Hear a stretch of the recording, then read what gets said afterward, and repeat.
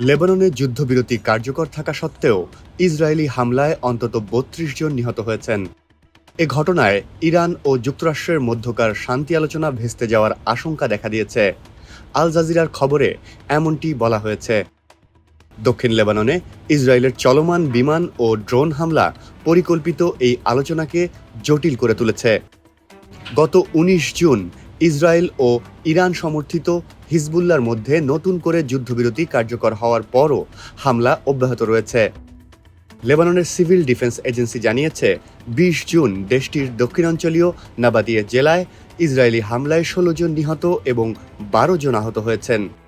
লেবাননের জাতীয় বার্তা সংস্থা এনএনএ জানিয়েছে কাফর রেমান গ্রামে ইসরায়েলি হামলায় লেবাননের এক সেনা সদস্য নিহত হয়েছেন। এনএনএ আরও জানায় টায়ার জেলায় ইসরায়েলি হামলায় বারিশ গ্রামে বাবা মা এবং তাদের ২ সন্তান নিহত হয়েছেন।